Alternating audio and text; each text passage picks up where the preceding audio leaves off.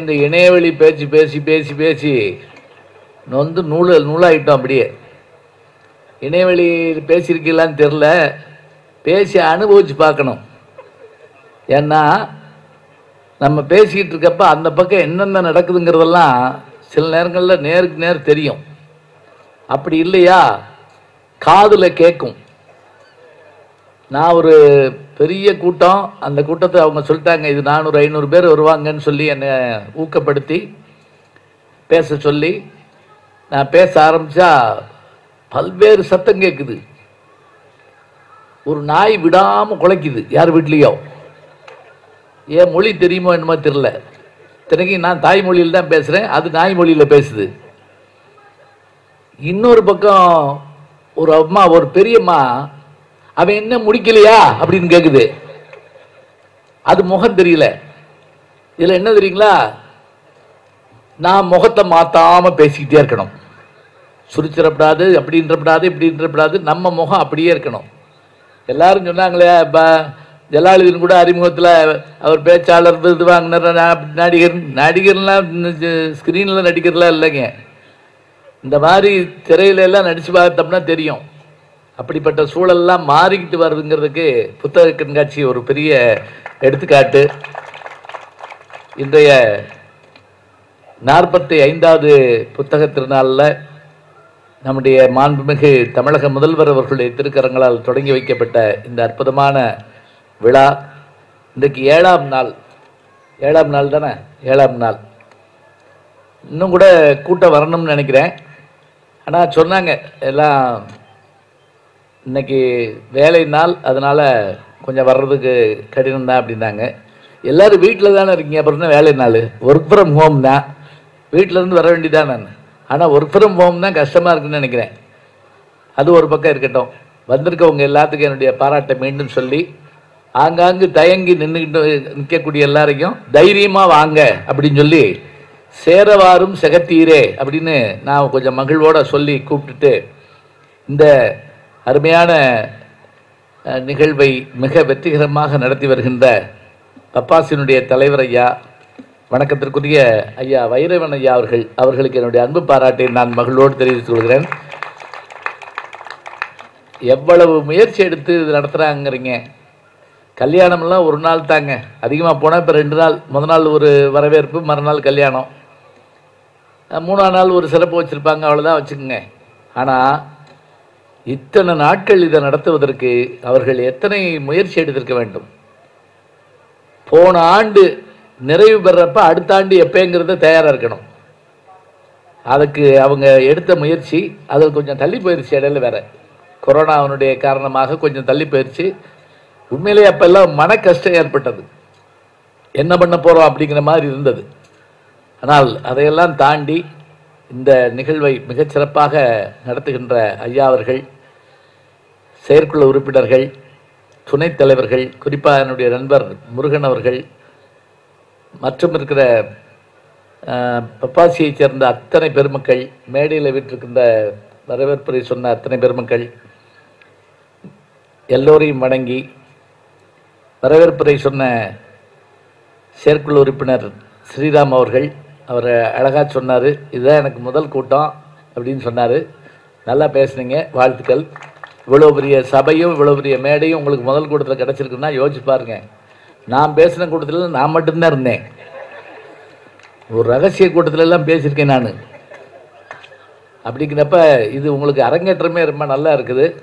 நல்ல வாழ்த்துக்களை சொல்லி இன்றைய தலைமை பேச்சாளர் நம்முடைய வணக்கத்திற்கு நாணயவியலாளர் சென்னை மணிகண்டன் அவர்கள், அவரை பற்றி சொல்கிற போது அவர் பல்வேறு துறைகளில் சாதனைகள் புரிஞ்சுக்கிட்டு இருக்காரு.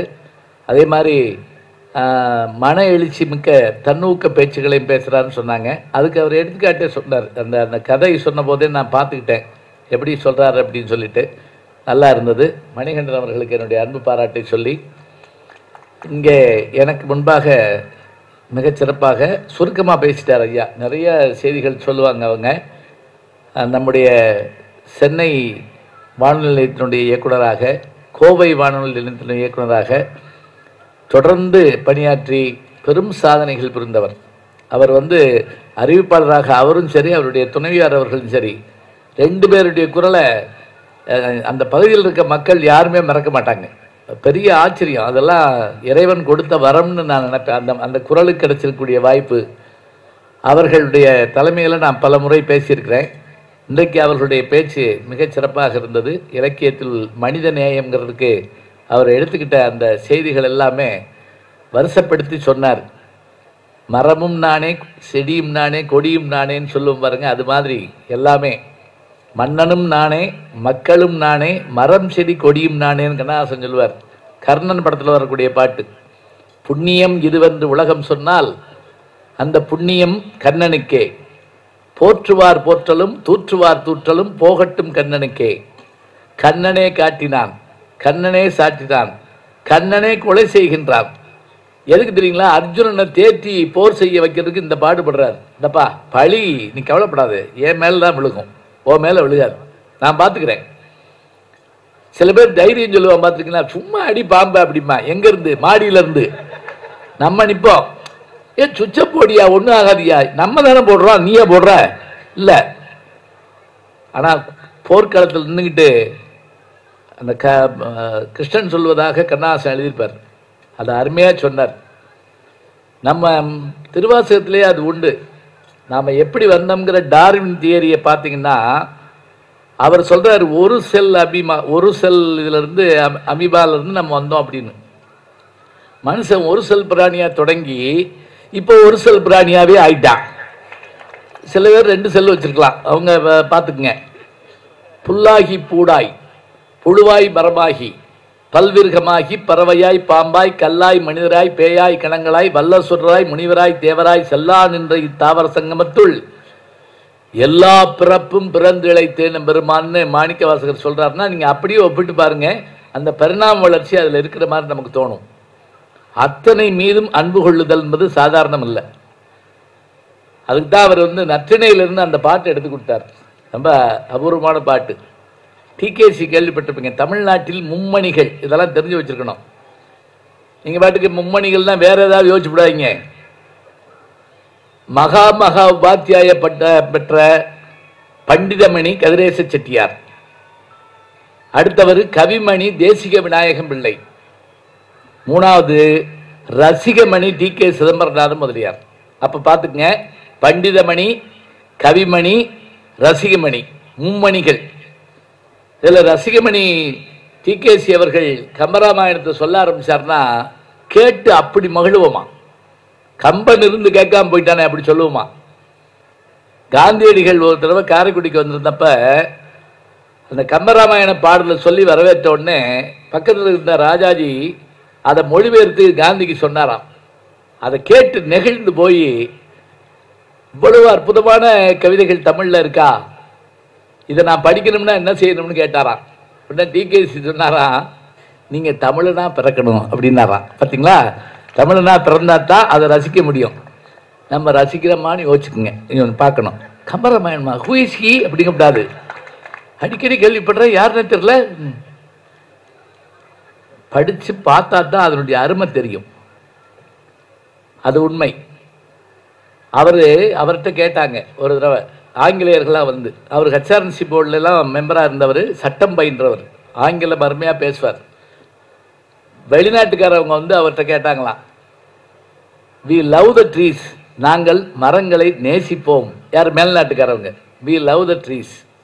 உடனே இவர் சிரிச்சுக்கிட்டே சொன்னாராம், வி வொர்ஷிப் த ட்ரீஸ் அப்படின்னாராம். நாங்கள் மரங்களை பூசிப்போம் அப்படின்னாராம். நீங்களாவது நேசிப்பீங்க, நாங்கள் என்ன செய்வோம், பூஜையே பண்ணணும். மூர்த்தி தலம் தீர்த்தம் அப்படின்னு சொல்லி தலபுராணம் பாடுற போது எல்லா கோயில்லையும் ஒரு மரம் வச்சிருக்காங்க இல்லையா? எதுக்கு? பிள்ளையாருக்கு தண்ணி ஊத்துறப்ப அந்த தண்ணி அப்படியே நெல்லுக்கு இறைத்த நீர் வாய்க்கால் வழியோடி புல்லுக்கு மாங்கே பொசியுமாம், தொல்லுலகில் நல்லார் ஒருவர் உளரேல் அவர் பொருட்டு எல்லோருக்கும் பெய்யும் மழை. இதான் முழு பாட்டுங்க, ஔவையார் பாட்டு. சில பேர் இந்த பின்வரிய மந்திரம் சொல்லிவிட்டு இது திருக்குறள் போயிடுவாங்க. 2 வரியா இருக்கிறத பூரா திருக்குறள் நினைச்சுக்கிட்டு தான் நம்ம என்ன சொல்றது. ஒரு வாத்தியார் ஒரு பையனை சொல்லியிருக்காரு, ஒரு திருக்குறள் சொல்லு சில்லறையாக கொடுத்து வாங்கவும் அப்படின்றதுக்கா. இப்படி ஒரு குறள் கேள்விப்பட்டதே இல்லையேன்னு பஸ்ல எழுதி போட்டுருக்காங்க. 1.25 அடி தானே சில்லறையாக கொடுத்து வாங்குவோம். எப்படி பாருங்க, இது 4 வரி பாட்டு. நெல்லுக்கு இறைத்த நீர் வாய்க்கால் வழியோடி புல்லுக்கு மாங்கே புசியுமாம். நல்லா கவனிச்சுங்க, புல்லும் வளரணுங்க. நெல் வளர்ந்தா மட்டும் போதுமா? புல்லு வளர்ந்தா தானே மாடு சாப்பிடும். நம்ம ஃபுல்லா சாப்பிடுவோம், அது வேற விஷயம். அது புல்லு சாப்பிடும். புல்லுக்கு மாங்கே புசி, அது பொசியணும். பொசிதல்ங்கிற வார்த்தையை பாருங்க, கசிதல் பொசிதல், எவ்வளவு அற்புதமான தமிழ் இருக்குங்க. கண்ணீர் கசிந்தது சொல்லணும்.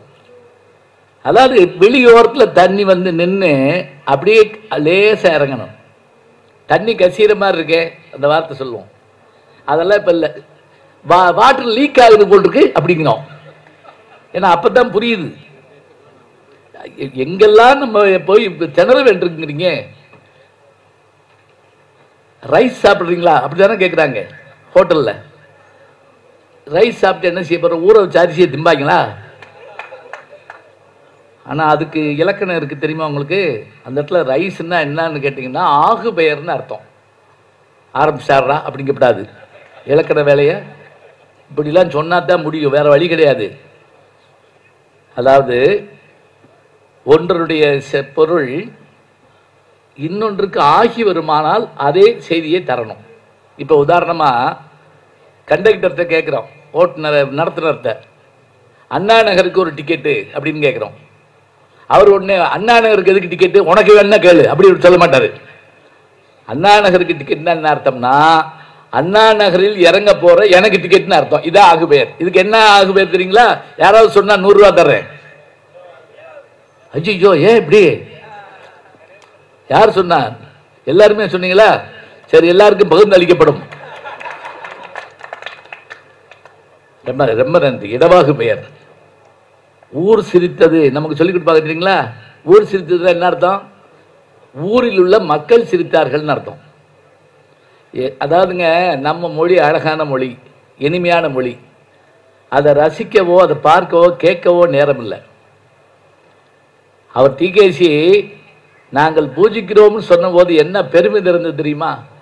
அத்தனை உயிர்களையும் நேசிக்கிற தன்மை இருக்கணும். யார் சொல்றா? வள்ளலார் சொல்றார். இன்னைக்கு ஊரநடிகள் ஐயா வந்திருந்தார், இங்க பார்த்தேன், ரொம்ப மகிழ்ச்சியா இருந்தது. வள்ளலார் பாட்டத்துக்கு சொன்னாங்க. அது இன்னொரு பாட்டு இருக்கு. எத்துணையும் பேதமுறாது எவ்வுயிரும் தம்முயிர் போல் எண்ணி ஒத்துரிமை உடையவராய் உவக்கின்றார். யாவர் அவர்களும் சித்த சித்தருவாகி எம்பெருமான் நடமுறியும் இடமனை நான் தெரிந்தேன். அந்த வித்தகிருதம் அடிக்கு ஏவல் புரிய என் சிந்தை மிக விளைந்தது. எப்படி இருக்கு பாருங்க பாட்டு. என்ன கஷ்டம்னா இதை திருப்பி சொல்ல முடியாது. அந்த வகையில் ஜெயிச்சவர் திருவள்ளுவர் ஒருத்தர் தான். ஏன்னா கூடிய மட்டும் சொல்லிவிடுவோம். ஒரு வாத்தியார் ஒரு வேலை திருக்குறள் சொல்லிருக்காரு, அகர முதல் எழுத்தெல்லாம் நிற்காதற்கு தக அப்படின்னு இருக்காங்க. இது ரொம்ப பேருக்கு புரியல. என்ன தெரியல, முத வரி ஒரு குறள், 2வது வரி வேற குறள். அகர முதல் எழுத்தெல்லாம் ஆதி பகவான் முதற்றே உலகு தானே. அவன் என்ன பண்ணிட்டான், எப்படி திருத்துறாருன்னு பார்ப்போம் அப்படின்னு சொல்லி இப்பெல்லாம் தேர்வு பயக வாத்தியாருக்கு வைக்கிறாங்க. கண்டே பிடிக்க மாட்டார். பார்க்குறியா? ஏதாவது பொருளாதாரம் கேட்டிருப்பாங்க கேள்வி, நடுவில் அவுரங்கசீப்பின் வீழ்ச்சிக்கு காரணம் என்ன எழுதியிருப்பாங்க. 13 காரணம் இருக்கும். என்ன நம்பிக்கை தெரியுமா? அவர் என்ன படிச்சிருவாரா? படிக்க முடியுமா? தைரியம் இருக்கா? என்ன பண்றது? ஒரு வாத்தியார் நாளைக்கு பரீட்சை நேரம். அப்போ நான் இதெல்லாம் இந்த காலத்தில் சொல்கிறேன், இந்த பள்ளிக்கூடம்லாம் நடந்துச்சுல்ல அப்போ. இப்போ அடையமா பள்ளிக்கூடம் திறந்தாச்சுன்னு நினைக்கிறேன். நாளைக்கு பரீட்சைன்னு இருக்காரு. ஒரு பேர் எந்திரிச்சு முக்கியமான கேள்விலாம் சொல்லுங்க அப்படின்னு இருக்கான். அவர் கோபம் தாங்க முடியல. கொஸ்டின் அவுட் பண்ண பார்க்குறியா, உட்கார்றா. இன்னொருத்தர் எந்திரிச்சான், நீங்கள் முக்கியமில்லாத கேள்வி சொல்லுங்க சார் அப்படின்னு இருக்கான். ரெண்டும் ஒன்று தான். முக்கியமில்லாத கேள்வி சொன்னால் முக்கியமான கேள்வி தெரியாதா? நிற்கிறவங்களாம் வந்து உட்காரலாம், நீங்கள் எப்போ வேணாலும் போகலாம். நான் உங்களுக்கு ஒரு இது தர்றேன், உரிமை தர்றேன். என்ன கொஞ்சம் உட்காருங்கன்னு சொன்ன உடனே நம்ம ஆளு கண்ணீர் போக கொண்டு போட்ட மாதிரி களைஞ்சு ஓட்டிடுவாங்க அப்படியே. நான் உண்மையாக சொல்கிறேங்க, நீங்கள் எப்போ வேணாலும் போகலாம். போகிறப்ப போயிட்டு வர்றோம் அப்படின்னு சொல்லிட்டு கூட போகலாம். பேசிக்கிட்டு இந்த சில பேர் நம்மகிட்ட சொல்லிட்டு போ, அப்போ நீங்கள் இருந்து கேட்டுவாங்க எனக்கு வேலை இருக்கு. அப்போ நான் வேலையை ஏற்றவனா? என்ன அநியாயங்க இது. எல்லாரும் கேட்கணும், எல்லாத்தையும் சொல்லணும். இந்த பாருங்க, இங்க சாப்பிட்ட உணவு இங்க போனா 3 மணி நேரம். ஆனா இங்க கேட்கிற செய்தி நம்முடைய மனதுக்குள்ளேயோ நம்முடைய அறிவுக்குள்ளேயோ போனா சாகிற வரைக்கும் மறக்காது. அதான் உண்மை. செல்வத்துள் செல்வம் செவி செல்வம், அச்செல்வம் செல்வத்துள் எல்லாம் தலை. எவ்வளவு ஆச்சரியங்க. 21ஆம் நூற்றாண்டுல குறுஞ்செய்தி தான் படிப்பாங்க நம்ம ஆளுன்னு கண்டுபிடிச்ச முதல் அறிவியல் அறிஞர் திருவள்ளுவர். 7 சொல்லுதான் படிப்பாங்க. அதுக்கு மேல வந்துச்சுன்னா ஸ்க்ரோல் பண்ணி அப்படியே பண்ணிடுவோம். ஏன்னா அதுக்கு மேல இருக்காது.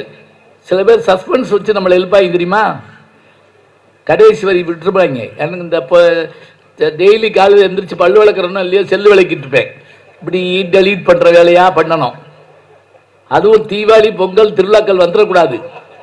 எங்க இருந்துதான் எப்படி பூங்க, எப்படி பூதான், எப்படி பூவு, எப்படி சாமி. உலகத்துல இப்படி சாமியை நம்ம சாமியே பார்த்துருக்காது. அப்படி சாமி அனுப்புறாங்க. அதை அனுப்பி இதை நீ வணங்கு கும்பிடு எல்லாம் சொல்லி கும்பிடுன்னா ரத்த ரத்தமா கக்கிச்சாவே. அது ஒண்ணுதான் பாக்கி இருக்கு. 10 பேமா இந்தியனா இருந்தா 7 பேருக்கு அனுப்பு, தமிழ்ல இருந்தா 70 பேருக்கு அனுப்பு, ஏதாவது ஒண்ணு அனுப்பு. இவங்கெல்லாம் யாரு தெரியுங்களா? வெங்கடாஜலபதி கடிதம் எழுதிக்கிட்டு இருந்த ஆளுங்க. பார்த்துருக்கீங்களா? நம்ம வீட்டுக்கு ஒரு கடிதம் வரும். இதை உடனடியாக நீ 7 பேருக்கு போஸ்ட் பண்ணலன்னா உங்க வீட்டில் பாம்பு வரும் அப்படின்னு வரும். அந்த ஆளுக்கு பூரா இப்போ இதுக்கு வந்தாச்சு, குறுஞ்செய்தி கோஷ்டி. அதெல்லாம் பொங்கல் அப்போ எனக்கு ஒரு இது வந்துருந்துச்சு, எக்கச்சக்கமாக வந்துருந்துச்சு. அதில் ஒன்றே ஒன்று ஞாபகம் இருக்குது. அவர் சொன்னார்ல, எனக்கு ஒரு கவிதை ஞாபகம் இருக்குன்னார்ல. அவர் சொன்ன கவிதையில் கூட சிறப்பு என்ன தெரியுங்களா? மேத்தா அவர்கள் அதே மாதிரியே ஒரு கவிதை எழுதியிருப்பாருங்க. இயேசுநாதர் அவர்களுடைய தலையில் அந்த சிலுவையில் அடிக்கிறதுக்கு முதல்ல முள் முடிய அப்படி வச்சு ஒரு அமுக்குனாங்க. அப்படியே ரத்தம் பொங்கி வந்ததான். என்ன ஆச்சரியம்! இந்த தோட்டத்தில் மட்டும் முள் விதைத்தால் ரோஜா மலர்கிறதே, மேத்தாவுடைய கவிதை. என்ன ஆச்சரியம்! அமுக்கின உடனே முள்ளு குத்துறது, அதில் ரத்தம் வருது. அதுக்கு எப்படி எழுதுறாப்புல, என்ன ஆச்சரியமான தோட்டம், இங்கு மட்டும் முள் விதைத்தால் ரோஜா மலர்கிறது. எவ்வளவு ஆச்சரியம் பாருங்க. நான் அதை விட்டுற போறேன். அவர் எனக்கு எழுதின கவிதை நான் வாசிக்கணும், நீங்க வாசிக்கணும்ல.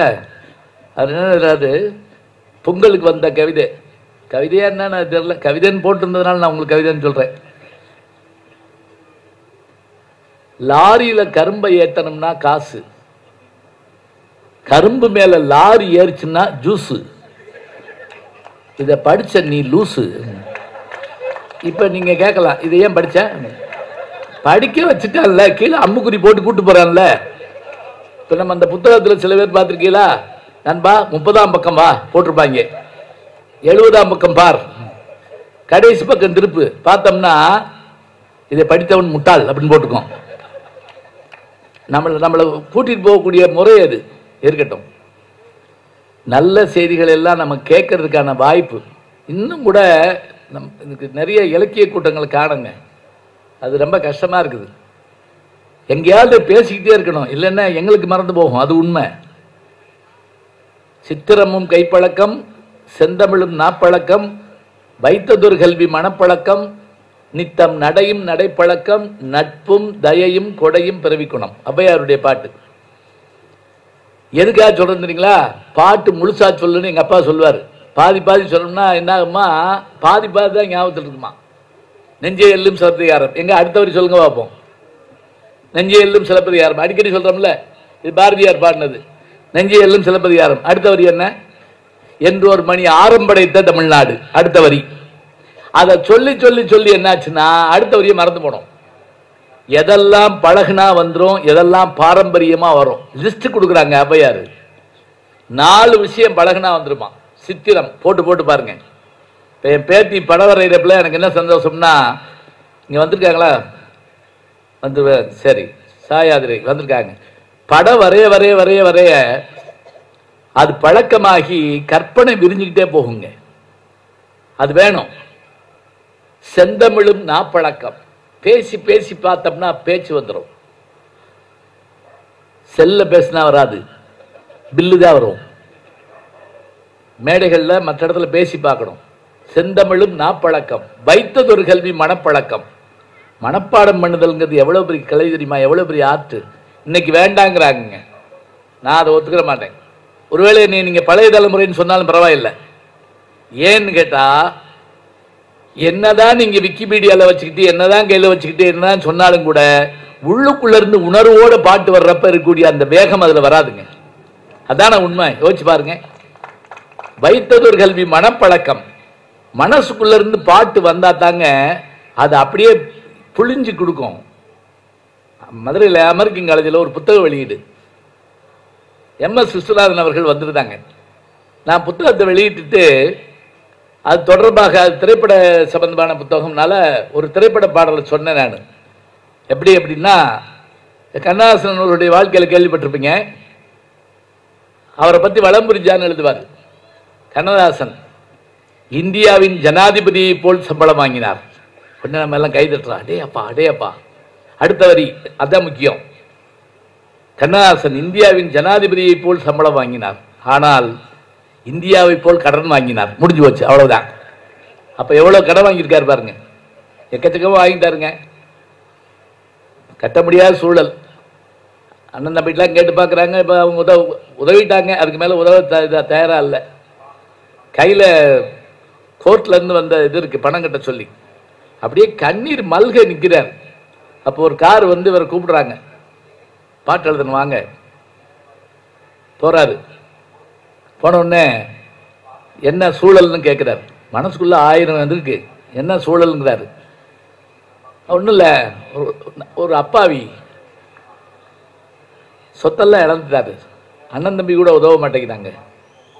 அப்போ கதாநாயகன் பாடுற மாதிரி. உடனே இவர் சொன்னார், இது இன்னும் சூழல்லாம் இல்லை, ஏன் சூழல் வந்து எழுது. அண்ணன் என்னடா தம்பி என்னடா அவசரமான உலகத்திலே, ஆசை கொள்வதில் அர்த்தம் என்னடா காசு இல்லாதவன் குடும்பத்திலே, வாழும் போதிலே கூட்டம் கூட்டமாய் வந்து சேர்கிறார் பாரடா, வறண்ட வீட்டிலே உடைந்த பானையை மதித்து வந்தவன் யாரடா. இந்த பாட்டை நான் சொல்லிக்கிட்டே வந்துட்டுங்க. ஒரு ஹைலைட் சொன்னேன். என்ன அப்படின்னு கேட்டிங்கன்னா, உச்சகட்டமாக ஒரு விஷயம் சொன்னேன்.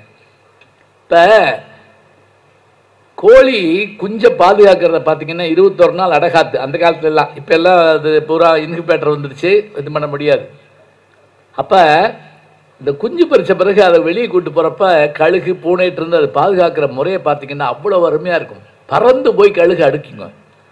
அதே கோழி அந்த குஞ்சு கொஞ்சம் பெருசாயிடுச்சுன்னா, பிரிஞ்சு போச்சுன்னா கவலைப்படாது.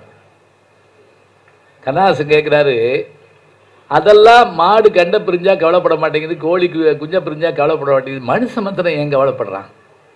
யாராவது பிரிஞ்சு போயிட்டா, அண்ணன் தம்பி பிரிஞ்சு போயிட்டா, அப்பா அம்மா பிரிஞ்சு போயிட்டா ஏன் கவலைப்படுறான்? கேள்வி கேட்டுட்டுங்க பதில் சொல்றாரு. அவர் தான் மனுஷன். சில ஆளுங்க கேள்வி மாத்திரம் கேட்டு போயிடுவாங்க. சிந்தித்துப்பார், இதுதான் வேலையா நமக்கு? 1000 வேலை பார்த்துட்டு இருக்க. சிந்தித்துப்பார், யோசித்துப்பார் சொல்றார். பெட்டை கோழிக்கு கட்டு சேவலை கட்டி வைத்தவன் யாரடா? பெட்டை கோழிக்கு நல்ல தமிழ் தானே, புரியுது இல்லையா? நீங்க ஆமா இல்லைன்னு ஏதாவது சொன்னா தான் மேலே பேசுவேன். இல்லை நீங்க வாட்டிக்கு என்னை பார்த்துக்கிட்டே உட்காந்துருந்தீங்க, நானும் உங்களை பார்த்து உட்காந்துருக்க வேண்டியதான். பெட்டை கோழிக்கு கட்டு சேவலை கட்டி வைத்தவன் யாரடா? அவை 8 குஞ்சுகள் பெற்றெடுத்த பின் சோறு போட்டவன் யாரடா? வளர்ந்த குஞ்சுகள் பிரிந்த போதிலும் வருந்தவில்லையே தாயடா. வளர்ந்த குஞ்சுகள் பிரிந்த போதிலும் வருந்தவில்லையே தாயடா. மனித சாதியின் துயரம் யாவுமே மனதினால் வந்த நோயடா. முடிக்கிறார். நமக்கு மனசுன்னு ஒன்று இருக்கு, அதனால நம்ம அழுகிறோம். அதுக்கு மனசு கிடையாது. இருந்திருந்தா நம்ம கறிக்கடையில் வாங்கியிருப்போம்ல. 1/4 கிலோ ஈரல் 100 மனசு வாங்கியிருப்போம்ல. அது இல்லை, அது உணர்வு. இந்த பாட்டை நான் சொன்னேங்க. உட்கார்ந்துருந்த MS விஸ்வநாதன் என்ன பண்ணாருங்களா, இத்தனைக்கும் நான் ஒன்றும் பாடலை, எனக்கு பாட தெரியாது, அது வேற விஷயம். அதுவே உங்களுக்கு ஒரு நன்மையாக கூட இருக்கலாம். அதுதான் நல்ல மனுஷன் இருக்கார். இப்படி யாரெல்லாம் எங்கே போய் பார்க்க போறேன் நான்? யார் நீங்க ஏற்பாடு பண்ணிட்டீங்களா? வாசகர் மனசுல உள்ளது சொல்றாரு பாருங்க. ஐயா நானும் பாடியிருக்கேன், நான் ஃப்ளாஷ்பேக் சொல்லிட்டு தான் விடுவேன். இப்போ கேட்டதுக்காக இது ஞாபகம் வச்சுக்கோங்க. அப்புறமேல என்னன்னு சொல்கிறேன். எங்கள் ஊரில் எங்கள் அப்பா திருமுறை கழகம் வச்சுருந்தார். அந்த திருமுறை கழகத்தில் ஐயா கூட்டம்லாம் தொடங்க போகிறப்ப கடவுள் வாழ்த்து பாடுறதுக்கு ஓதுவார தேடினா ஓதுவார காணோம்.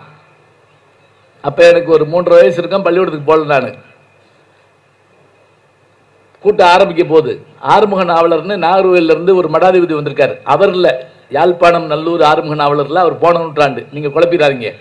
எனக்கு பயங்கர வயசு போட்டிருக்கு, 110 வயசுன்னு நினச்சிக்கூடாது. இவர் வேற. அவர் வந்திருக்காரு. பாட்டு பாட ஆளை காணோம். எங்கள் அப்பா என்ன பண்ணார், என்னை கூப்பிட்டு நீ பாடுறியான்னு கேட்டார். இந்த அவருக்காக சொல்கிறேன், என்னை பாடுறியான்னு கேட்டார். உடனே எனக்கு என்னமோ தெரியல, அந்த மைக்கை பார்த்த உடனே இம்மைக்கும் மறுமைக்கும் எனக்கு ஒரு தொடர்பு இருந்திருக்கும் போட்டிருக்கு. புரியுதா? இது புரிஞ்ச 4 பேருக்கு நன்றி. இம்மைக்கும் மறுமைக்கும் கீவாஜா சொன்ன ஓமை இது. உடனே மைக்கை பிடிச்சி என்ன பண்ணு தெரியுமா? அது எங்கள் வீட்டுக்கு ஒன்றும் இல்லை, ஓதுவார் எங்கள் சகோதரிகளுக்கெல்லாம் தேவாரம் சொல்லி கொடுக்குறப்ப கேட்டுக்கிட்டு இருந்திருக்கேன். எனக்கு எழுத தெரியாது, படிக்க தெரியாது. ஏன்னா அப்போ எல்லாம் பள்ளிக்கூடம் 6 வயசுல தான் போக முடியும். நான் என்ன பண்ணேன், தோடுடைய செவியன் விடை ஏறி ஓர் தூவன் மதி சூடி காடுடைய சுடலை பொடிபூசியன் உள்ளம் கவர் கல்வன் ஏடுடைய மலரால் மணி நாட்படிந்து ஏற்ற அருள் செய்த பீடுடைய பிரமாபுரம் மேவிய பெம்மானிவனன்றே அப்படின்னு நான் பாடி முடித்த உடனே அந்த மடாதிபதி கேட்டார், பையன் நல்லா பாடுறாரு, யாருன்னு கேட்டார். எங்கள் அப்பா என் மகன் தான்னாரு. என்ன பேர் வச்சுருக்கீங்கன்னு கேட்டார். எங்கள் அப்பா எங்களுக்கு குலதெய்வம் அங்காளேஸ்வரி. அவர் என்ன சொன்னார், என் பையனுக்கு அங்குச்சாமின்னு பேர் வச்சுருக்கோம். இதாங்க என் சொந்த பேர், இது யாருக்கும் தெரியாது, ரகசியம்ங்கிறதுனால நான் மைக்கில் சொல்கிறேன். ஓகே, அப்படியா? சரி, இன்னிலிருந்து ஞான சம்பந்தன்னு வைங்க அப்படின்னாரு. ஒரே பாட்டில் பேர் வாங்கினா ஒரே ஆள் நான், ஞாபகம் வச்சுக்கணும். இப்போ அவர் தான் விசில் அடிக்கிறாரு. கரெக்டா? அது பிரமாதம். அதெல்லாம் கேமரா திருப்ப மாட்டீங்க, நீங்கள் என்னையவே காட்டிக்கிட்டுருங்க. எங்கேயாவது இப்படி பார்த்துருக்கீங்களா? எது ஜாடிங்க, என்ன ஒரு அடி அடிங்க விசில். அந்த ஆட்டி சூப்பர். அதுதான் ஐயோ விசுக்கிட்டியா, அதெல்லாம் வேண்டாம். தமிழுக்கு தாயா நீங்கள் வேற இருக்கட்டியா. ஏன்னா உத்தம படத்தில் ஒரு காட்சியில் நான் விசில் அடித்த உடனே அந்த கதவு திறந்து கதாநாயகி பூஜா வருவாங்க. என் இனிய நண்பர் பத்மஸ்ரீ கமலஹாசன் என்ன பண்ணார், விசில் அடிங்க அப்படின்னாரு. நான் திருன்னு முழிச்சேன். சிலபஸ்லேயே கிடையாது எங்களுக்கு விசில் அடிக்க தெரியாதா? இதுதான் அதிகமாக படிக்கக்கூடாதுங்கிறது. சரி, உங்களுக்கு பதிலாக நான் விசில் அடிக்கிறேன், நீங்கள் இப்படி கை மாத்திரம் வாயில் வச்சுக்கோங்க அப்படின்னாரு. எனக்கு பின்னணி விசில் அடித்தவர் கமலஹாசன். எப்படி பார்த்தீங்களா? ஏதாவது வரலாறு சொல்கிறதா இருந்தால் வேணும்ல. எப்போ பார்த்தாலும் 2ஆம் பாணிப்பட்டு போர் 3ஆம் பாணிப்பட்டு இந்த வரலாறே சொல்லிட்டு இருக்க முடியுமா? ஏன் வரலாறுன்னு சொல்லணும்ல, தன் வரலாறு குரல் அது மாதிரி. சரி, இப்போ இந்த பாட்டு நான் எதுக்கு சொன்னேன் தெரியுங்களா? நான் இதை சொல்லி முடித்த உடனே விஸ்வநாதன் எந்திரிச்சு இப்படி மேலே கையை காட்டி கண்ணீர் விட்டாருங்க. நான் போய் அவர்கிட்ட கையை பிடிச்சிட்டு, ஐயா நீங்கள் தானே இந்த பாட்டுக்கு இசையமைச்சு, பழனி படம் டிஎம்எஸ் பாடியிருப்பார், நீங்கள் தானே இசையமைச்சிங்க, என்ன கண்ணீர் விட்டுறீங்கன்னு. இல்லையா, அவரை நினச்சி கண்ணீர் விட்டேன், கண்ணாசனை.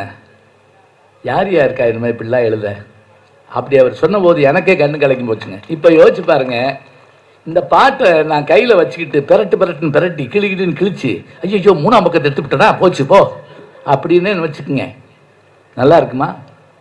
செந்தமிழும் நாப்பழக்கம்னு சொன்னால் பேசினா வரும் சொல்ல, வைத்ததொரு கல்வி மனப்பழக்கம், மனப்பாடம் முக்கியம்.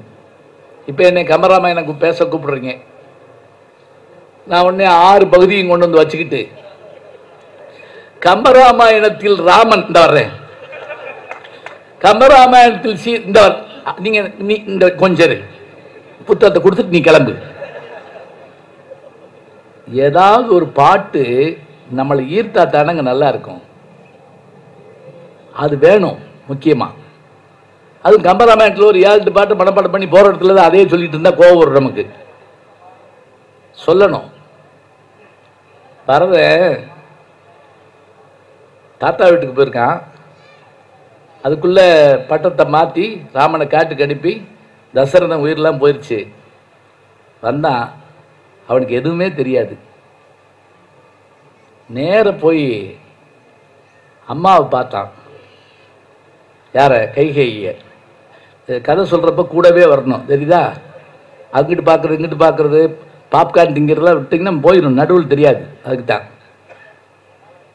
கைகேயியை பார்த்து கேட்டான், அப்பா எங்கம்மா? முதல் கேள்வி. அண்ணன் எங்கம்மா? ரெண்டாவது கேள்வி. அதுக்கு அவர் சொன்ன வார்த்தை ரொம்ப பிரமாதமாக இருக்குங்க. உங்கள் அப்பா இருக்கார்ல தசரதன், 2 வரம் கொடுத்தாரு. அந்த வரத்தில் ஒன்றை அரசராக்கிறதுக்கு பயன்படுத்திட்டேன், இன்னொன்றில் உங்கள் அண்ணனை காட்டுக்கு அனுப்பிட்டேன். இந்த சின்ன விஷயத்துக்காக உங்கள் அப்பையும் செத்து போயிட்டாரியா? பாருங்க, இது ஒரு பாட்டுங்க. எப்படி பாட்டுருப்பாங்க? இது சின்ன விஷயமா? பட்டங்கட்ட வந்த ராமனை காட்டுக்கு அனுப்பிட்டு அதனால அவர் இறந்து போனதுன்னு சொல்லாம எப்படி சொல்றா? வாக்கினால் வரந்தர கண்டு மைந்தனை வனத்திடை போக்கினேன். வாக்கினால் யாரு? அவன் சொன்னான், எழுதி கொடுக்கல. அவன் முந்தி சொன்னான். எப்ப கொடுத்தான் தெரியுமா வாக்கு? போர் நடந்த போது அந்த கடையாணி கலந்துக்கிருச்சு. ரதம் ஓட்டினவன் யார் தெரியுமா? நீங்களாம் பெண்கள் கார் ஓட்டுறீங்கல்ல, அன்னைக்கு தேர் ஓட்டிருக்காங்க. ருக்மணி ஓட்டினா யாருக்கு? கண்ணபெருமானுக்கு. தசரதனுக்கு கை ஓட்டினவன் கைகேயி. படார் என்ன பண்ண தெரியுங்களா? இந்த பெருவரில் கட்டவரில் கொடுத்தாங்க. எதுல? அந்த கடையாடிக்கு பதிலாக கட்டவரில் கொடுத்துட்டு குதிரையை ஓட்டுறா அவர் கையில். அப்பத்தான் அவன் ஜெயிச்சு வந்தான். அதனாலதான் கேட்டான், உனக்கு 2 வரம் தர்றேன், என்ன வேணும்னு கேட்டான். அவன் அப்ப வாங்கிக்கல, சமயம் வர்றப்போ வாங்கிக்கிறேன்ட்டான். அதைத்தான் சொல்றா, வாக்கினால் வரந்தர கண்டு மைந்தனை வனத்திடை போக்கினேன். போக்கி பார் உனக்கு ஆக்கினேன். பார்னா என்ன? பார்னா தப்பா நினைச்சுட்டாங்க. பார் உனக்கு ஆக்கினேன் நாடு. அன்னது பொருட்களாமையால் இந்த சின்ன விஷயத்துக்காக நீக்கினான் அரசு நேமி வேந்தி என்றால், இந்த சின்ன விஷயத்துக்கு உங்க அப்பன் செத்து போயிட்டான்னா என்ன அர்த்தம்? பரதனுக்கு வந்துச்சு பாருங்க கோபம். நீ எனக்கு தாய் இல்லை பேயின்னு ஆரம்பிச்சான். அதோட போய் கோசலையை பார்த்தான். யார? ராமனுடைய அம்மாவை. அந்த அம்மா ஒரே ஒரு கேள்வி கேட்டாங்க. ராமன் காட்டுக்கு போனதில் உங்கள் அம்மாவுக்கு பங்கு இருக்க மாதிரி உனக்கு இருக்கான்னு ஒரு கேள்வி கேட்ட உடனே தட்டால்னு விழுந்தானாம். விழுந்து ஒரு 10-11 பாட்டு, கம்பராமாயண பாட்டு. பரதன் புலம்பல் பார்த்தீங்கன்னா, எங்கள் அண்ணன் காட்டுக்கு போன விஷயம் மாத்திரம் எனக்கு தெரிஞ்சிருந்தா நான் என்னென்ன பாவத்துக்கு போவேன்னு ஒரு 11 பாட்டில் அடிப்பாருங்க. இது முதல் 11 கவிகள் குலகம் அப்படிம்பாங்க. குலகம்னு என்ன தெரியுங்களா? ஒரே செய்தியே சொல்றதுன்னு அர்த்தம், வேற ஒன்றும் இல்லை. ஒரே செய்தியை சொல்றது. செய்தி துளிகள் அதெல்லாம் கிடையாது, பல்சுவை செய்திகள் இல்லை, ஒரே செய்தி. இது முதல் 11 கவிகள் குலகம். குலகம் பலபாட்டு ஒரு மொழி இலக்கணம். குலகம் பல பாட்டுக்கு ஒரே மொழியில சொல்றது. சொல்லிக்கிட்டே வந்து இத்தனை பாவத்துக்கு நான் போவேம்மா. இதுல வாரியார் சாமி ஒரே கேட்டீங்கன்னா அவர் சொல்லிக்கிட்டே வருவாருங்க. ஐயா கூட என்னை கேட்டார், இங்க உட்கார்ந்து பேசுறீங்களான்னு. உட்கார்ந்து பேச மாட்டேன். ஏன் தெரியுமா? நின்று பேசினாலே கூட்டம் நிற்காது. நான் 30 வருஷமா பாடம் நடத்திருக்கேங்க கல்லூரியில். ஒரு நாள் கூட உட்காந்து பாடம் நடத்தவே மாட்டேன். ஏன் தெரியுமா? கடைசி ஆள் முகம் எனக்கு தெரியணும், என் முகம் அவருக்கு தெரியணும், அப்பதான் நல்லா இருக்கும். இல்லாட்டி பின்னாடி நீட்டு வந்து படுத்துடுவாங்க சில பேர் வகுப்புல. ஒரு வாத்தியார் சொன்னார், ராமன் காட்டுக்கு போனான், நோட்ஸ் கொடுத்தாரு. பின்னாடி இருந்த ஒருத்தன் காட்டுக்கு அப்படின்னா சரி கேட்கல ஓடலுக்குன்னு கிட்ட போய் போடான்னு சொல்லி பார்க்குறாரு. நோட்டு முள்ள பேனாம இல்லை, மோனாய்ட் பண்ணிட்டு இருக்காங்க. அப்படி எழுதுற மாதிரிலாம் நடிப்பாங்க சில பேர். பார்க்குறீங்களா? பக்கமெல்லாம் எச்சி தொட்டு பரட்டுவாங்க, ஒன்றும் இருக்காது. மகாகவி பாரதியார் சொல்லுவார், ஒவ்வொரு நாட்டிற்கும் ஒரு சிறப்பு உண்டு என்று சொல்லிக் கொண்டிருக்கக்கூடிய மகாகவியிடம் தமிழகத்திற்கு என்று என்ன சிறப்பு என்று கேட்டபொழுது மகாகவி சொன்னார், கல்வி சிறந்த தமிழ்நாடு. ஏன் என்றால் புகழ் கம்பன் பிறந்த தமிழ்நாடு, வள்ளுவன் தன்னை உலகினுக்கே தந்து வான் புகழ் கொண்ட தமிழ்நாடு, சிலப்பதிகாரம் என்னுமோர் மணியாரம் படைத்த தமிழ்நாடு, அதனால் கல்வி சிறந்த தமிழ்நாடு என்று சொல்வார்கள். கொஞ்சம் நீங்கள் இந்த பக்கம் உட்கார்ந்து கொண்டு அதை பார்க்கக்கூடிய பேரு உங்களுக்கு கிடைத்திருக்க வேண்டும். ஆயிரக்கணக்கானோர் புத்தகத்தை வாசிப்பதற்காகவும் நல்ல சிந்தனைகளை கேட்பதற்காகவும் குழுமி இருக்கிறீர்கள். உங்களுக்கு என்னுடைய அடுத்த வணக்கம். காவல்துறையில் தன்னுடைய கடமையை துல்லியமாக ஆற்றிக்கொண்டே தன்னுடைய பொறுப்பு உணர்ந்து இந்த புத்தக திருவிழாவுக்கும் வருகை தந்திருக்கக்கூடிய அருமை பெருந்தகை மகேந்திரன் ஐயா அவர்களுக்கு என்னுடைய அடுத்த வணக்கம். நான் ஆணா இல்லை பெண்ணா இல்லை திருநங்கையா, நான் யார்? முடிந்தால் பர்வீன் சொல் பார்க்கலாம் என்று சொல்லிவிட்டு அற்புதமாக தன்னை நமக்கு முன்னால் நிகழ்த்தி காட்டியிருக்கக்கூடிய என் அருமை தோழி நர்த்தகி நடராஜ், உமக்கு என்னுடைய அடுத்த வணக்கம். நீ யார் என்று நான் யோசிக்கிறேன். என் தலைப்பு கல்லை வைரமணி ஆக்கல். என் பேச்சை தொடங்குவதற்கு முன்னால் நீ எனக்கு ஒரு வேலையை தந்திருக்கிறாய் தோழி. நான் யோசிக்கிறேன், உன்னை யார் என்று நான் பார்ப்பது. நீ யார்? உண்மையில் நீ யார்? நீ ஆணா இல்லை நீ பெண்ணா? உன்னை பார்த்து நான் பொறாமைப்படுகிறேன், தெரியுமா உனக்கு? நிச்சயமாக தோழியே, உன்னை பார்த்து நான் பொறாமைப்படுகிறேன். என்னிடத்தில் இல்லாத ஏதோ ஒன்று உன்னிடத்தில் இருக்கிறது. என் தாயின் மணி வயிறு எனக்கு கொடுத்த அந்த பெண்மையை உன்னுடைய சில காலத்திற்குள் பெற்று நீ பூரிப்பை நீ உணர்ந்திருக்கிறாய். உன்னை நான் எப்படி சொல்ல? உன்னை பார்த்து நான் பொறாமைப்படவா? நான் இப்படி சொல்கிறேன், நான் எனும் நீ. என்னை உன்னில் உணர்ந்திருக்கிறேன். என் முழுமையை உன் பாதியாக நீ வைத்திருக்கிறாய். என்னை விட நீ உயர்ந்தவளாக எனக்கு தெரிகிறாய். உன்னை முழுமையாக வந்து இங்கே நீ நிகழ்த்தி காட்டியிருக்கின்ற பொழுது நான் அவ்வளவு பூரிப்படைந்தேன் தோழி. நீ இன்னும் இன்னும் சிறகு விரித்து வானத்தில் பறக்க வேண்டும் என்கின்ற வேட்கையை இறைவனிடத்தில், இயற்கை இடத்தில் முன்வைத்துவிட்டு உங்களிடத்தில் எனக்கு சொல்லுவதற்காக சில சிந்தனைகளை நான் சுமந்து வந்திருக்கிறேன். என்ன தலைப்பில் பேசுகிறீர்கள் என்று முருகன் அவர்கள் என்னிடத்தில் கேட்டார். உங்களுக்கு அவராக ஒரு தலைப்பு தந்தார் இல்லையா அலையன் சீனிவாசன்? அப்படி எனக்கு செய்யவில்லை. ஏனென்றால் உனக்கு எந்த தலைப்பில் பேச விருப்பம் என்று கேட்கின்றவர்களை எனக்கு பிடிக்கும். அவர் கேட்டார். நான் சொன்னேன், கல்லை வைரமணி ஆக்கல் என்கின்ற தலைப்பில் பேசுகிறேன் என்று சொன்னேன். மகாகவி பாரதி யோக சித்தி என்கின்ற தன்னுடைய ஆக்கத்திலே காளி இடத்தில் கேட்ட எத்தனையோ வேண்டுதல்களில் ஒன்று, நான் கல்லை வைரமணி ஆக்க வேண்டும், இந்த வரத்தை நீ எனக்கு தா என்று கேட்டார். புல்லை நெல்லாக புரிதல், பன்றி போத்தை சிங்கவேராக்கல் என்று பல விஷயங்களை கேட்டான். எனக்கு பிடித்தது கல்லை வைரமணி ஆக்கல். ஆசிரியை இல்லையா நான்? ஆசை என்றால் குற்றம், இரிதல் என்றால் களைதல், குற்றங்களை களைகின்ற வேலை இல்லையா எனக்கு?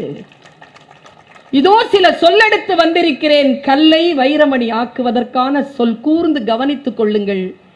சொல் புரிகின்றவர்கள் பாக்கியசாலிகள். ஏதோ ஒரு சொல் நம்மை வந்து கடந்து போகின்ற பொழுது நமக்குள் இருக்கக்கூடிய கல் தீட்டப்படுகிறது. ஆனால் என்ன சோகம் என்றால், ஆர்ப்பாட்டமாகவும் அட்டகாசமாகவும் பேசுகின்றவர்கள் பேச்சில்தான் வெளிச்சம் இருக்கிறது என்று சில கூட்டம் நம்பிக்கொண்டிருக்கிறது. அது அப்படி இல்லை. அமைதியாக ஆர்ப்பாட்டம் இல்லாமல் பேசக்கூடியவர்களுடைய பேச்சில் கூட நம்முடைய கல்லை தீட்டக்கூடிய அந்த வைரத்திற்கான வெளிச்சம் மறைந்திருக்கலாம். இப்போ ஒன்றும் கிடையாது. ஒரு 2 பேர் வந்து தானே இங்க ஏதோ பண்ணிட்டு போனாங்க. என் பேச்சை விட அது முக்கியமா? கவனம் அப்படி போனா கல் எங்க வைரமா மாறுறது? தண்ணி குடிக்கிறீங்களான்னு கேட்டுட்டு போறாங்க, அவ்வளவுதான். நான் இங்க வைத்தால கத்திக்கிட்டு இருக்கேன். இந்த கல் வைரமாக வேண்டும் என்றால் நாம் இந்த சூழலுக்கு எதற்காக இந்த வாழ்க்கை, எதற்காக இந்த பயணம் என்பதிலே, எதற்காக இந்த தேடல் என்பதிலே நாம் கவனமாக இருக்க வேண்டும். யாருக்கும் கிடைக்காத சில விடயங்கள் மற்றவர்களுக்கு ஏன் கிடைத்து விடுகின்றன? நம்மை விட அவர்களிடத்தில் கவனம் கூடுதலாக இருக்கிறது, அவ்வளவுதான். பெர்னாட் ஷா சொல்கிறான், மிக முக்கியமான ஒரு ஸ்டேட்மெண்ட் நான் இப்ப தரப்போறேன். பெர்னாட் ஷா சொல்கிறான், 40 வயதிலேயே பலர் செத்து போகிறார்கள், புதைப்பதற்குத்தான் 60-70 ஆண்டுகள் ஆகிவிடுகின்றன.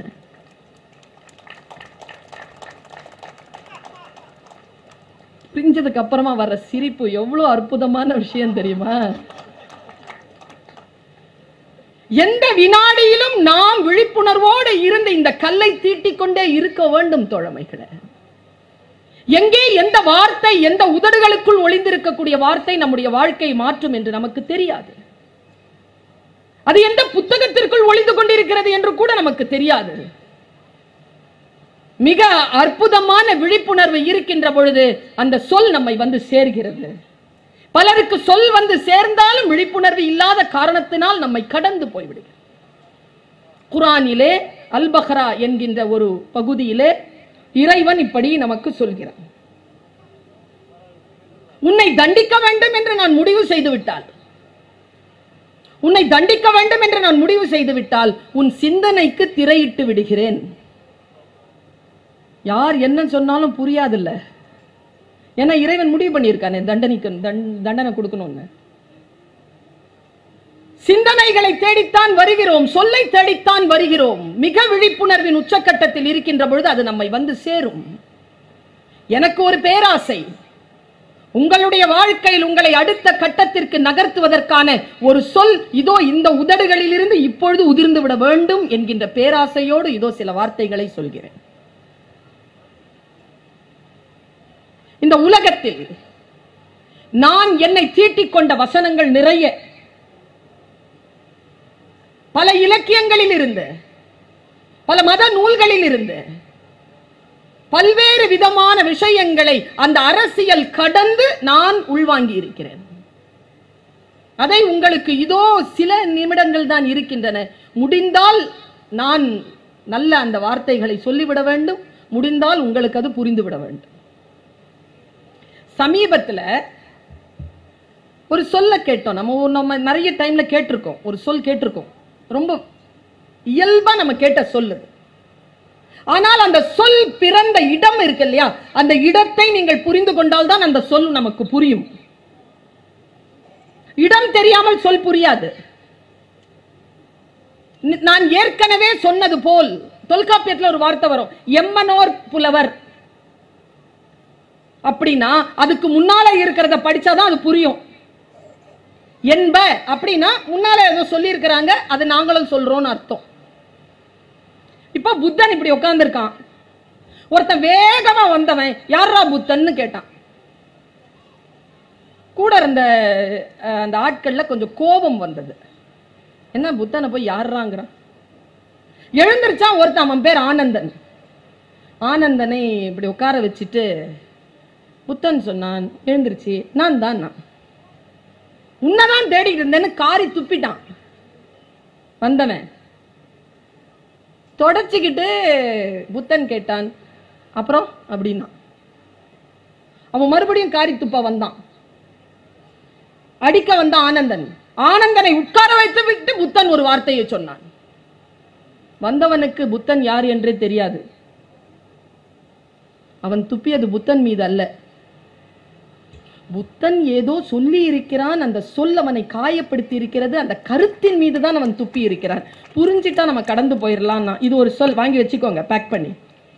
இப்ப டேக்அவே சொல்றேன், கொண்டு போகணும்ல, அதை சொல்றேன்.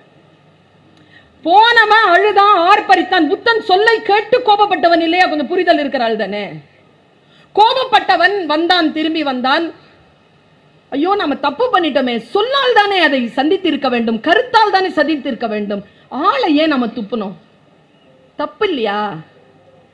இப்போ ஒருத்தர் ஒரு விஷயத்த பேசுறார் அப்படின்னா அதோட தானே நிறுத்தணும். ஆளை வன்முறை செய்யறது எதுல நியாயம்? இது புரிஞ்சிருச்சு அவனுக்கு. புரிஞ்சிட்டு வந்தவன் சொன்னா, அழுறான். வந்துட்டு அடுத்த நாள் காலையில வந்துட்டு அழுறான். புத்தன் பார்த்தான், அழுறான். அழுத உடனே புத்தன் ஒரு வார்த்தையை சொன்னான், நான் நீங்க டேக்அவே நம்பர் 2, இரண்டாவது பொட்டலம். நேற்று ஆனந்தா, நேற்று கூட இவன் வந்தான், ஏதோ சொல்ல வந்தான், சொல் வரவில்லை, துப்பி விட்டான். இன்றைக்கும் ஏதோ ஒன்று சொல்ல வருகிறான், அவனுக்கு மொழி துணை புரியவில்லை, அழுகிறான். நல்லா தெரிஞ்சுக்கோங்க, யாராவது நம்ம மேல வன்முறையை ஈடுபட்டாலோ, கெட்ட வார்த்தைகள் சொன்னாலோ, இல்லை அழுதாலோ, பாவம் அவர்களுக்கு சொல்ல தெரியவில்லை, மொழி அவர்களிடத்தில் இல்லை. அதனால்தான் அந்த துன்பத்தை அவர்கள் நமக்கு தருகிறார்கள். சொல்லிவிட்டு புத்தன் பார்த்தான். அப்புறம் அப்படின்னா, என்னை மன்னிப்பாயா என்று கேட்டான் அவன். புத்தன் என்ன செஞ்சிருக்கணும் நர்த்தகி? புத்தன் என்ன செய்யணும்? மன்னிச்சிருக்கணும் இல்லையா? புத்தன் சொன்னான், மன்னிக்க முடியாது. எனக்கு இங்கதான் புத்தன் ரொம்ப நான் பல நேரங்களில் பேசி இருக்கிறேன். புத்தனை எனக்கு ரொம்ப பிடிக்கும். He is a teacher. எந்த மாதிரி டீச்சர் தெரியுமா? புத்தன் காட்டிய வழியில் யாரும் நடக்க ஒட்டாதபடிக்கு புத்தனே வந்தால் நீ அந்த புத்தனையே கொலை செய்யலாம் என்று சொன்னவன் புத்தன். அதனால் புத்தனை எனக்கு பிடிக்கும். புத்தன் சொன்னான், வாட் நெக்ஸ்ட்? என்னை மன்னிப்பாயா? முடியாது. ஏன்? சிரித்தான் புத்தன். சிரித்துக் கொண்டு சொன்னான், நீ துப்பியது நேற்று. அந்த கோபத்தையும் அவமானத்தையும் நான் சுமந்து கொண்டே இருப்பேன் என்ற அளவிற்கு என்னை முட்டாளாக நீ நினைத்தாயா? இதோ இன்றைக்கு நான் புதிதாக பிறந்திருக்கிறேன். இயற்கை தந்திருக்கக்கூடிய அற்புதமான வாய்ப்பு. நீ நேற்று துப்பிய அந்த எச்சில் கடலில் கலந்து விட்டது. ஏனென்றால் நான் ஓடிக்கொண்டிருக்கும் கங்கையாறு என்றான். பிறகு சொன்னான், இதோ இப்பொழுது நாம் பேசிக் கொண்டிருக்கிறோமே, இதுவும் கடந்து போகும். ஒரு சொல் இருக்கு இல்லையா, இதுவும் கடந்து போகும். இப்போ சொன்னதுதான் அது. ஆபாசமான எண்ணங்களையும் ஆறாத ரணங்களையும் கோபங்களையும் சுமக்கின்ற அளவிற்கு வாழ்க்கை வசதியானதில்லை. இதோ கற்றுக்கொண்டே புறப்பட்டு போய்கொண்டே இருக்க வேண்டும் என்று எவன் ஒருவன் நினைக்கிறானோ அவன் புத்தனாக இருக்கிறான். இது இந்த கல்லை வைரமணி ஆக்கிய ஒரு வாசகம். இன்னொரு வாசகத்தை சொல்றேன். இன்னிலிருந்து எந்த நூற்றாண்டுன்னு தெரியல, எந்த ஆண்டுன்னு தெரியல, இந்த மாதிரி ஒருத்தர் வாழ்ந்து இருக்கிறதாக அல்லது வாழவில்லை என்பதாக எத்தனையோ பிரச்சனைகள், அரசியல், அதுக்குள்ள நான் போகல. அவருக்கு பேர் ராமன் இல்லையா? எவ்வளவு பிரச்சனை நடந்தது இல்லையா? ராமன். நாம் ராமன் என்று சொல்லுவோம், ராமர் என்று சொல்லுவார்கள், ராம் என்று சொல்லுவோம். கம்பன் ராமன் என்கிறான். தமிழ்நாடு என்ன அழகான நாடு தெரியுமா ஐயா? கம்பர் ராமாயணத்தை எழுதுறார் கம்பர். ராமாயணத்தினுடைய நாயகன் ராமன். இந்த தமிழகம் ராமனை கொண்டாடலைங்க, அதை எழுதிய கம்பனை கொண்டாடியது என்பதுதான் நம்முடைய நாட்டினுடைய அற்புத இலக்கியத்தை கொண்டாடுகின்றவர்கள் நாம். நர்த்தகி நடராஜ் சொன்னார்களா இல்லையா? நான் எவ்வளவு பெரிய நாட்டியக்காரியாக இருந்தாலும் இலக்கியத்தை நான் அறிகின்ற பொழுதுதான் என்னை நான் செதுக்கிக் கொள்கிறேன் என்று சொன்னார் இல்லையா? அந்த இலக்கியம் எத்தனை ஆண்டு காலம் என்று தெரியவில்லை, ஆனால் கம்பன் எழுதிய ஆண்டு தெரிகிறது. ராமன் முன்னால் வந்து நிற்கிறான். எனக்கு ரொம்ப பிடித்தமான ஒரு வரியை சொல்றேன். எங்க அம்மா எனக்கு அதை செய்வாங்க, இப்போ பெற்றோர்கள் அதை செய்வதில்லை. யாராவது பெரியவங்க வந்தான்னா புடிச்சிட்டு அப்படியே போய் கொடுத்துருவாங்க அவங்ககிட்ட. புத்தி சொல்லுங்க, ஏதோ புத்தி சொல்லு. சொல்லியிருக்காங்களா? என்னை அடிக்கடி கொண்டு போய் விட்டுருக்காங்க. புத்தி சொல்லு. முன்னால இருக்கிறவங்களுக்கும் கொஞ்சம் கூட அன்பே இருக்காதுங்க. சொல்லிட்டாங்கிறதுனால 3/4 மணி நேரம் வச்சு செய்வாங்க. குழந்தையாச்சு, அதுக்கு புரியுமா புரியாதா? அதெல்லாம் கிடையாது, சொல்லிட்டே இருப்பாங்க. அதான் நான் யோசிச்சு பார்த்திருக்கேன். நிறைய வார்த்தைகள் காதில் விழுந்திருக்கிறது, அந்த வயதில் புரிந்ததில்லை, வளர வளர புரிந்திருக்கிறது. அப்பொழுதுதான் எனக்கு இந்த ஸ்டேட்மெண்ட் புரிஞ்சுது. இந்த கல்லை வைரமணி ஆக்கிய இன்னொரு ஒரு ஸ்டேட்மெண்ட். விதைத்தவள் தூங்கலாம், விதைகள் தூங்குவதில்லை, அது முளைக்கும். சொல், நல்ல சொல், புரிகிறதோ புரியலையோ அந்த டைம்ல சொல்லிட்டு போயிடுங்க. அதற்கான பக்குவம் வருகின்ற பொழுது அது புரிந்து போகும். நான் சொன்னா என் வீட்டுக்காரிக்கு ஒண்ணுமே புரிய மாட்டேங்குது, சொல்ல முதல்ல. இல்ல மேடம், புரியாது மேடம். ஒன்னும் இல்ல, வீட்டுக்காரர் ஊருக்கு போறாருல மேடம், பெட்டிலாம் கட்டி அனுப்புறோம், 3 நாள் போறாரா இல்லையா, திரும்பி வந்து என்ன நடந்துச்சுன்னு கேளுங்களேன், சொல்றாரான்னு பார்ப்போம். சொல்ல மாட்டார். சொன்னா புரியாது மேடம், நானே டென்ஷன்ல வரேன், எங்களை பஸ் ஏத்தி விடுங்க.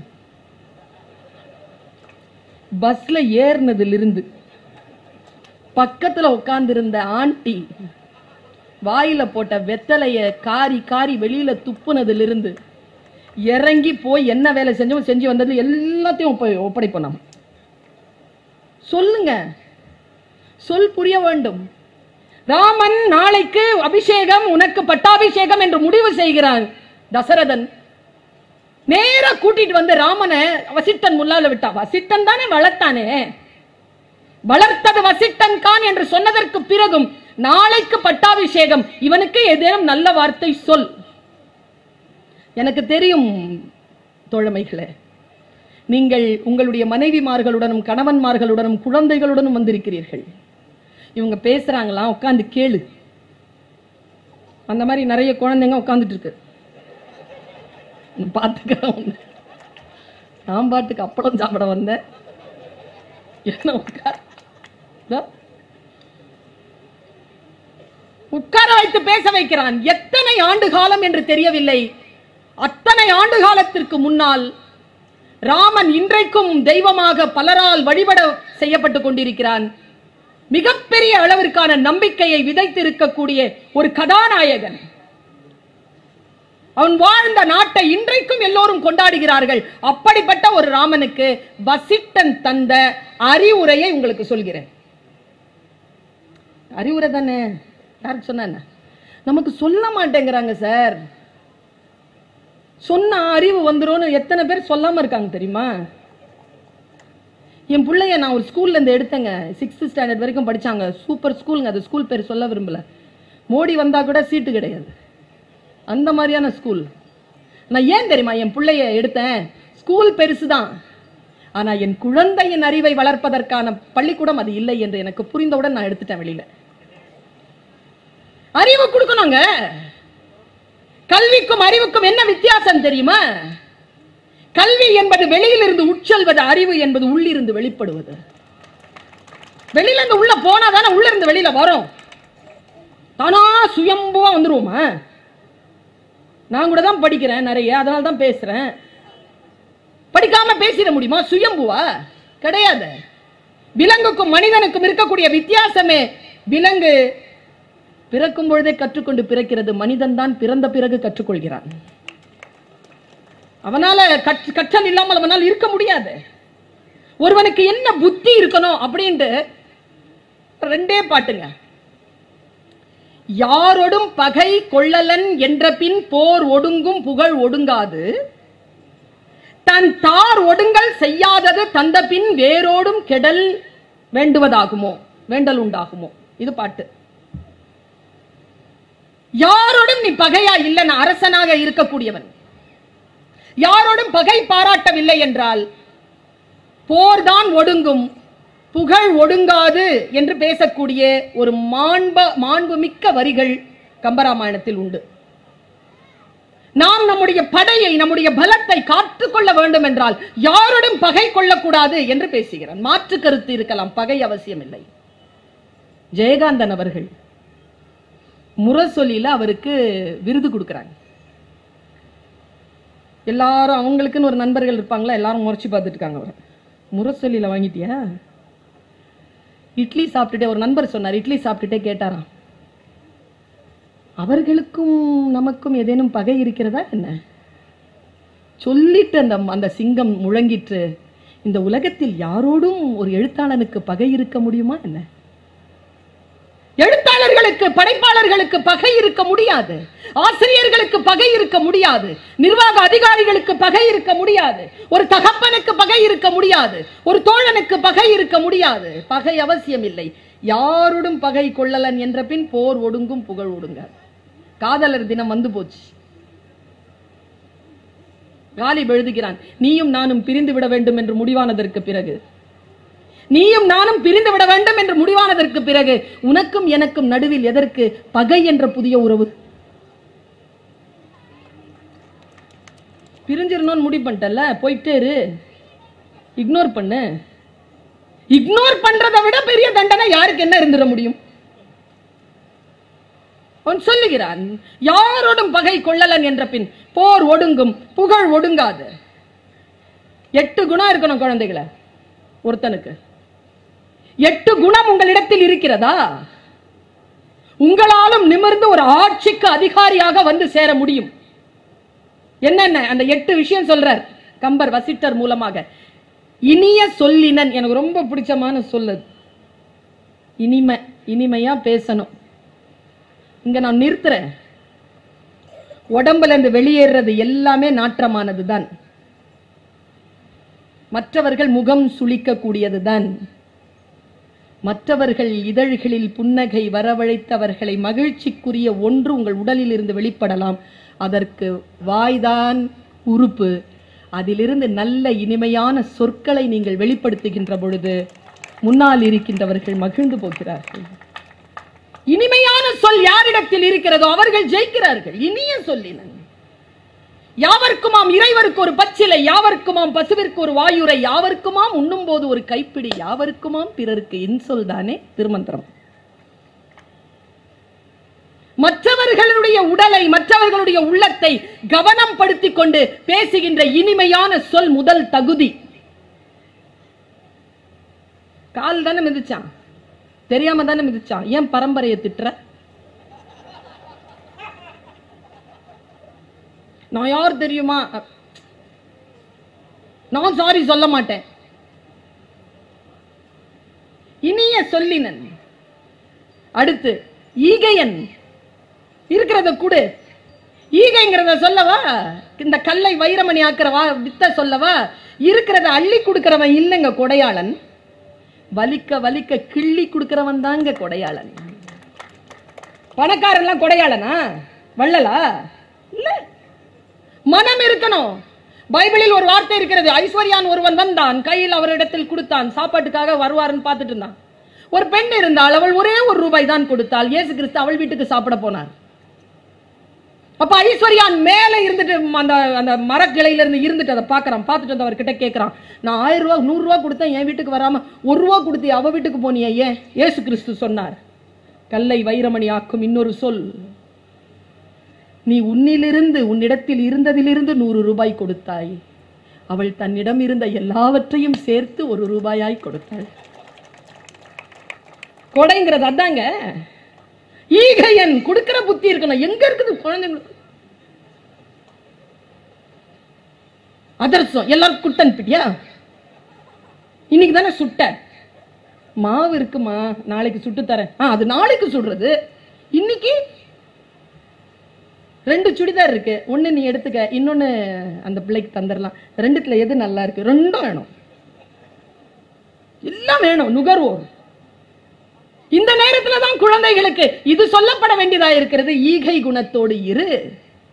எண்ணினன், எண்ணியர் எண்ணியாங்க எய்துவர், எண்ணிய திண்ணியராக பெரிய. நான் நர்த்தகி நடராஜ் இருக்கிறாங்கிறதுனால சொல்லலி.